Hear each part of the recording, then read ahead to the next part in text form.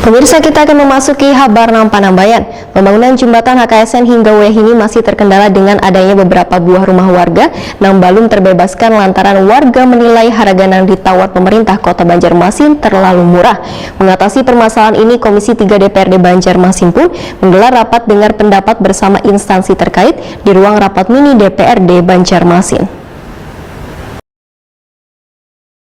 Pembangunan jembatan HKSN yang menghubungkan wilayah Jalan HKSN Banjarmasin Utara dan wilayah Jalan Queen Curucuk Banjarmasin Barat hingga Wahini masih terkendala dengan adanya beberapa buah rumah warga yang belum terbebaskan lantaran warga menilai harga yang ditawar pemerintah Kota Banjarmasin terlalu murah. Sehingga kelancaran kelanjutan pembangunan jembatan pun menjadi terhambat. Mengatasi permasalahan ini, Komisi 3 DPRD Banjarmasin menggelar rapat dengar pendapat bersama instansi terkait di ruang mini DPRD Banjarmasin Jalan Lambung Mangkurat Banjarmasin Tengah jelang tengah hari Rabu 10 November 2021. Jadi di mana kita memaksakan hal itu tadi. Kalau kehendak kita apa keinginan masyarakat kita penuhi, bayar tinggal bayar karena ada duit kita dia tadi lah. Cuma kan mereka karuani juga yang melanggar aturan si Apresani karena setelah mereka menyelesaikan laporannya di ini, mereka akan mempertanggungjawabkan di hadapan Kementerian Keuangan. Kalau kada bujur itu di blacklist, dicabut, bahkan pidana. Nah itu dianggap memperkaya orang lain. Ketua Komisi 3 DPRD Banjarmasin Muhammad Isnaini Waitakuni Prima TV mengaku sengaja mengundang instansi terkait mulai dari penanggung jawab pembangunan yaitu Dinas Pekerjaan Umum dan Penataan Ruang serta instansi yang mengurusi masalah pembebasan lahan yaitu Dinas Perumahan dan Permukiman Banjarmasin agar kendala yang dihadapi dalam pembangunan jembatan HKSN ini bisa dicari jalan titik temunya. Politisi Partai Gerindra ini pun mengaku kecewa dengan keterlambatan penyelesaian pembangunan jembatan HKSN ini. Semestinya, lahan yang dibebaskan sesuai dengan perencanaan agar kada terjadi kemandekan dalam melakukan pembangunan.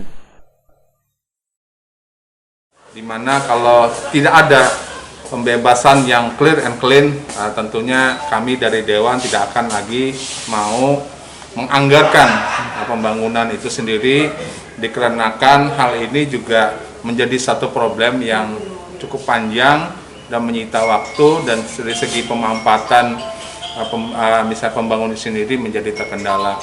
Nah ini saya kira sesuatu yang menjadi kita perhatian bersama agar pembangunan yang dilakukan di Banjarmasin itu disesuaikan dari segi bentuk, dari segi manfaat itu bisa yang diutamakan adalah manfaatnya bagi warga Banjarmasin, bukan untuk katakanlah kepentingan provinsi atau kepentingan nasional. Karena yang dinomorsatukan adalah bagaimana juga warga Banjarmasin itu bisa memanfaatkan infrastruktur yang kita bangun.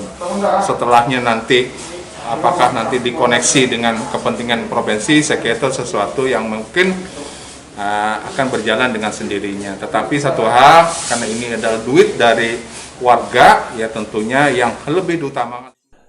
Muhammad Isnaini menambahkan, permasalahan pembangunan jembatan HKSN ini akan menjadi catatan bagi Komisi 3 supaya permasalahannya kada terulang lagi. Karena warga ingin menikmati duit dari hasil yang telah dikumpulkan dari mereka yang menjadi pendapatan asli daerah Banjarmasin kemudian dimanfaatkan untuk menunjang pembangunan di kota Seribu Sungai ini.